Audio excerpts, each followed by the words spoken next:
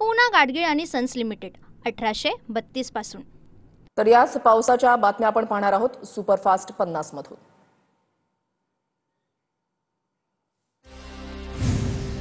सोलापूरच्या करमाळ्यामधील संगोमा मंदिरामध्ये 90 जण अडकलेल्या 90 जणांचं बोटीच्या साह्याने रेस्क्यू होणार। आपत्ती व्यवस्थापन मदत पथक गावामध्ये दाखल। सोलापूरच्या संगोमा मंदिरामध्ये अडकलेल्या नागरिकांचे रेस्क्यू करण्यासाठी आलेली बोट अडकली। पाण्याचा अंदाज न आल्यानं बोट पाण्यामध्ये अडकली। बीड तालुक्यामधल्या पिंपळगाव कानडामध्ये अडकलेल्या 12 जणांना वाचवण्यात यश। संपूर्ण परिसर पुराच्या पाण्याखाली। अडकलेल्या नागरिकांना वाचवण्यासाठी भारतीय सैन्याची एक तुकडी दाखल। लातूरच्या निलंगा तालुक्यामधल्या गुंजरगा गावात पूरस्थिती निर्माण झाली आहे। उभं पीक पाण्यामध्ये गेल्यानं आजीनं टाहू फोडला। छत्रपती संभाजीनगर जिल्ह्यामधल्या गिधाडा गावातील शेतकऱ्याचा अतिवृष्टीमुळे संताप। शिवारामध्ये पाणी साचल्यामुळे शेतकऱ्याचा संतापनावर। पूल नसल्यामुळे गावकऱ्यांचा शालेय विद्यार्थ्यांचा पुराच्या पाण्यातून धोकादायक प्रवास। जालन्यामधल्या पालेगाव इथली दृश्य समोर। नवीन पूल बांधून देण्याची गावकऱ्यांची मागणी। परभणीच्या सोनपेठ तालुक्यामधल्या गोदाकाठच्या गावांना पुराचा धोका। पिंपळगावमध्ये एनडीआरएफची तुकडी दाखल।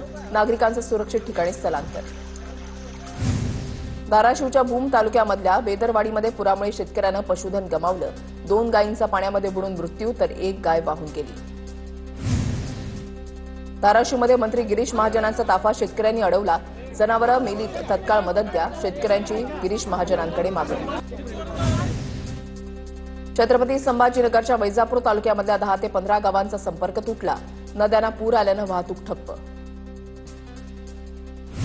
जालन्याच्या बदनापूर आणि अंबड तालुक्यामध्ये मुसळधार पावसामुळे जालना जिल्ह्यातील सुखना नदी दुधडी भरून वाहू लागल्यानं नदीकाठच्या नागरिकांना सतर्कतेचा इशारा।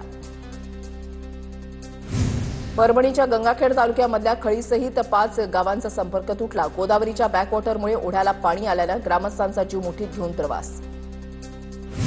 मुसळधार पावसामुळे लातूरच्या औसामधील तेरणा नदीला पूर। पुराचं पाणी घरांमध्ये शिरल्यानं घरातील साहित्याचं मोठं नुकसान। नदीच्या पुरामुळे जनजीवन विस्कळीत। अहिल्यानगरच्या शेवगावमधील वरूर गावाला पुराचा वेढा। अतिवृष्टीमुळे गावाला पुराच्या पाण्याचा मोठा फटका। शेवगावपासून अहिल्यानगरकडे जाणारा महामार्ग बंद। छत्रपती संभाजीनगरच्या कन्नड तालुक्यातील टाकळी गावात पुराच्या पाण्यामध्ये बुडून शेतकऱ्याचा मृत्यू। पुराच्या पाण्यातून दूध घेऊन जाताना शेतकरी गेला वाहून। साहेबराव दहिहंडी असं मृत शेतकऱ्याचं नाव। भीमा खोऱ्यामधल्या मुसळधार पावसामुळे चंद्रभागा नदीला महापूर। नदीपात्रामधील पुंडलिक मंदिरासह इतर छोट्या मंदिरांनाही पाण्याचा वेढा। नदीवर असलेला ब्रिटिशकालीन दगडी पूलही पाण्याखाली। नदीकाठच्या नागरिकांना सतर्कतेचा इशारा। जालन्यामध्ये पावसाचा हाहाकार। कपाशी सोयाबीनसह शेतकऱ्यांची इतर पिकं पूर्णतः पाण्याखाली। शेत शिवारांना तळ्याचं सुरू। छत्रपती संभाजीनगरमध्ये बाईकस्वार पुराच्या पाण्यामध्ये वाहून गेला। पुराच्या पाण्यातून बाईक चालवणं महागात पडलं। वैजापूर तालुक्यामधल्या बाभूळ गावातली घटना। जालन्याच्या वाकुळणी, माहेर, भायगाव आणि देश गव्हाण परिसरामध्ये मुसळधार पाऊस। शेताला तळ्याचं स्वरूप। मध्यरात्री झालेल्या मुसळधार पावसानंतर अनेक पिकांचं मोठं नुकसान।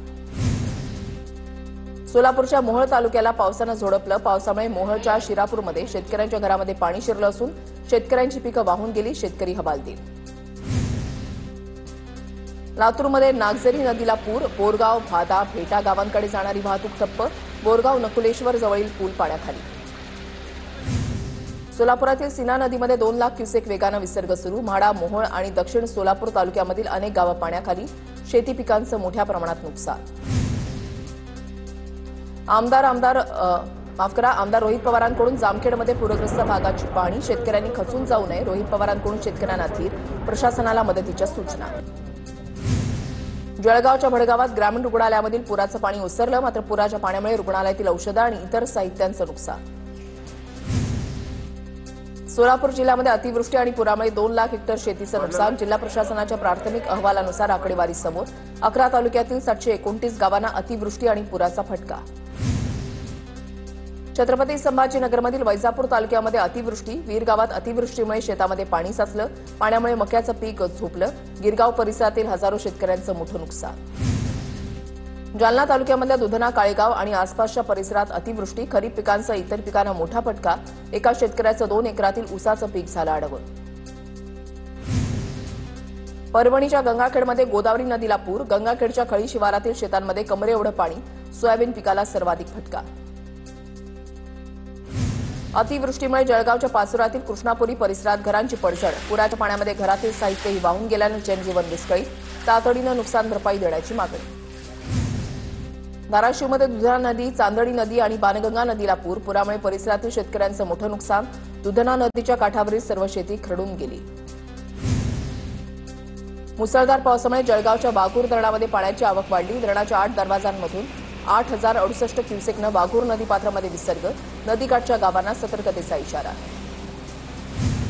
नाशिकच्या निफाड तालुक्यामधल्या खडक माळेगावसह अनेक गावात मुसळधार पावसाची हजेरी, शेतकऱ्यांना पाण्यातून मार्ग काढत शेतामध्ये जावं लागत आहे, पुराचं पाणी शिव रस्त्यावरून वाहत आहे. हिंगोलीमध्ये अनेक ठिकाणी मुसळधार पावसाची हजेरी, वसमत तालुक्यामधल्या खापरखेडा शिवारात ढगफुटी सदृश्य पाऊस, त्यामुळे पिकांचं मोठं नुकसान. सोलापूरच्या माढ्यातील सीना नदीकाठच्या 8 ते 10 गावात पाणी शिरलं, पाणी शिरल्यानं शेतीचं मोठं नुकसान, गावांना जोडणारे रस्ते पाण्याखाली गेल्यानं उंदरगाव वगळता इतर कोणत्याही गावामध्ये जाणं कठीण. अमरावतीमध्ये सतत होणाऱ्या पावसामुळे संत्रा पिकांचं नुकसान, संत्रा उत्पादक चिंतेमध्ये, तातडीनं नुकसानीचे पंचनामे करून नुकसान भरपाई देण्याची संत्रा उत्पादक शेतकऱ्यांची मागणी. नागपूर विभागामध्ये 6 जिल्ह्यांमध्ये अतिवृष्टीमुळे 42,600 हेक्टर पिकांचं नुकसान झाल्याची माहिती. प्रशासनानं 37 कोटी 70 लाख रुपये नुकसान भरपाईचे प्रस्ताव शासनाकडे पाठवले. सर्व विभागामधील सर्व जिल्ह्यांमध्ये सरासरीपेक्षा अधिक पावसाची नोंद. बीडच्या मातोरी गावात पूरस्थितीमुळे जनजीवन विस्कळीत, तलाव फुटल्यानं शेतीचं मोठं नुकसान, स्मशानभूमीकडे जाणारा रस्ताही वाहून गेला, रस्ता दुरुस्तीची मागणी. नांदेडच्या किनवटमध्ये आदिवासी समाजाचा भव्य मोर्चा, भाजपचे आमदार भीमराव केराम यांची मोर्चामध्ये आक्रमक भूमिका, रक्ताच्या शेवटच्या थेंबापर्यंत घटनात्मक मार्गानं लढा देणार असल्याचं केराम यांचं प्रतिपादन. रत्नागिरीमध्ये ठाकरेंच्या शिवसेनेचा महावितरण कार्यालयावर धडक मोर्चा, स्मार्ट प्रीपेड मीटर विरोधात ठाकरेंची सेना आक्रमक.